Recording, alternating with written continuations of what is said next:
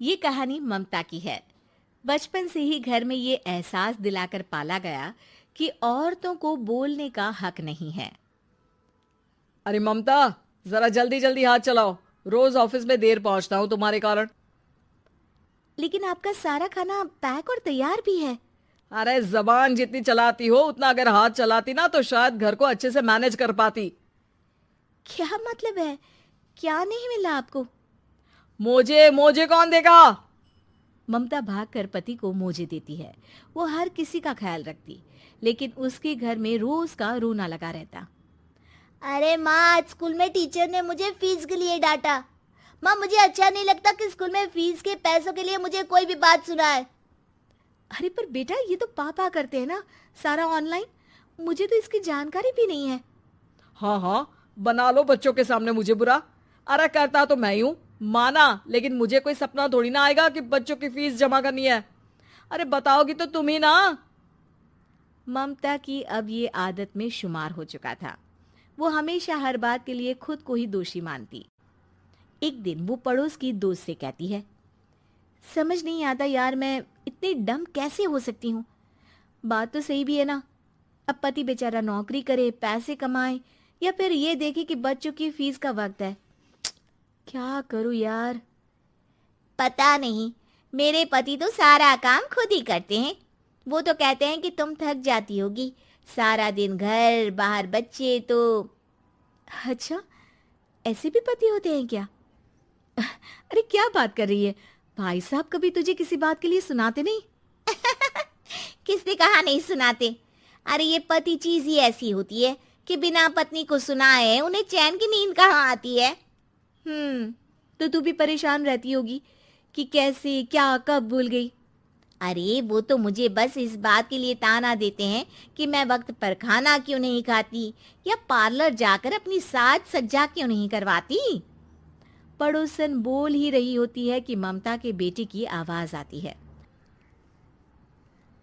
अरे माँ, क्या हो गया?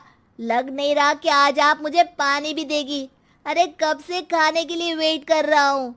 अरे यार, मैं चलती हूँ। बेटा खाने के लिए वेट कर रहा है, मैंने उसे खाना भी नहीं दिया। अरे 12वीं में पहुंच चुका है तुम्हारा बेटा, उसे बोलो खुद पानी लिया करे। मैंने तो अपने बच्चों को काम करना सिखाया है। अरे यार, खुद की भी तो कोई लाइफ है।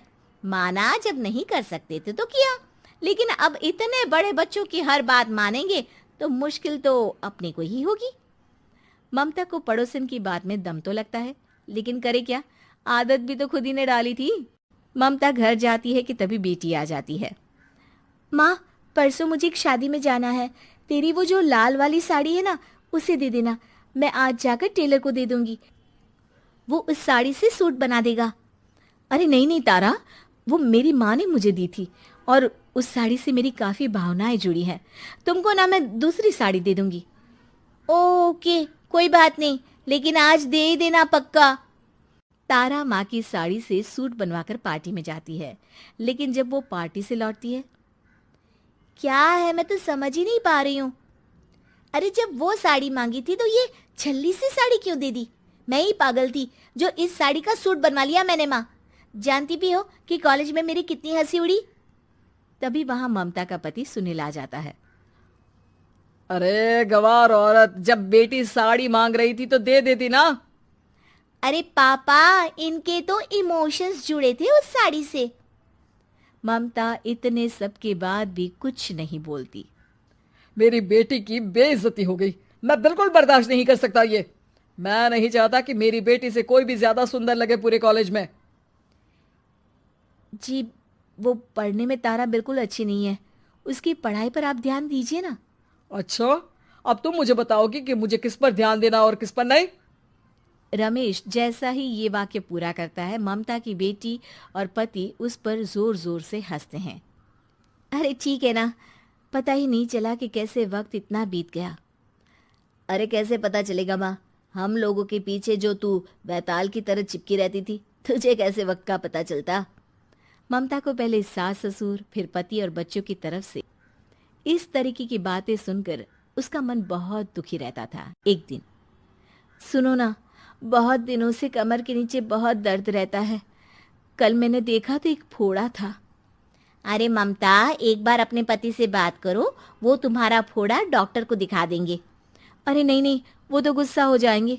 अरे क्यों गुस्सा हो जाएंगे? तुमको दर्द है? हाँ, लेकिन वो यही बोलेंगे कि ऑफिस जाऊं या फिर तुम्हें लेकर डॉक्टर के पास। तो बेटे से ही बात कर ले। अरे वो तो मैं कर लूं, लेकिन फोड़ा है ऐसी जगह कि उसे बताते मुझे शर्म आएगी। लेकिन कुछ ना कुछ तो करना जरूरी है ना, ऐसे कब तक फोड़े के दर्द से तड़पती रहेगी?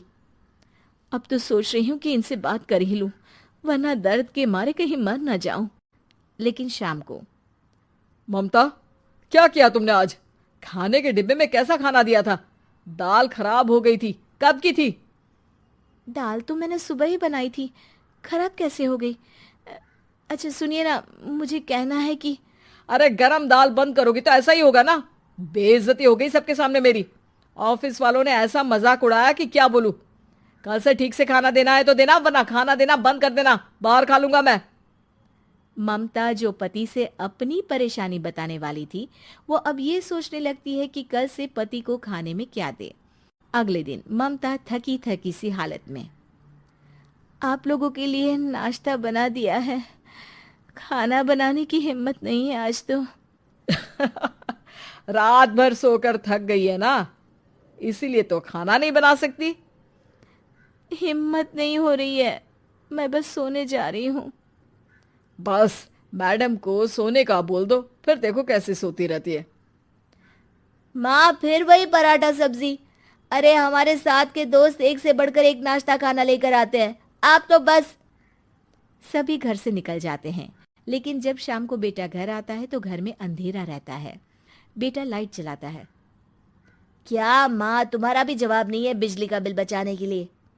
वो बोल ही रहा होता है कि सामने माँ जमीन पर लेटी मिलती है। वो उसके पास जाता है। अरे माँ, क्या हो गया माँ? तभी वहां पड़ोसन आती है।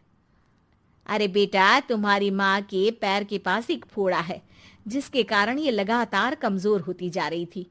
मैंने उसे पहले ही कहा था कि घर में बता दो, लेकिन तुम्हारी माँ किसी को तंग करना नहीं चाहती थी। तभी वहां डॉक्टर आ जाता है।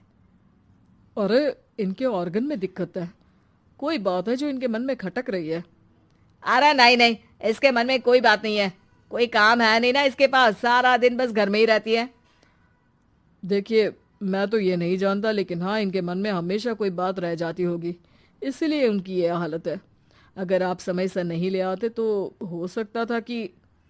अरे नहीं नहीं डॉक्टर साहब, हम पूरी कोशिश करेंगे कि वो ठीक हो जाए।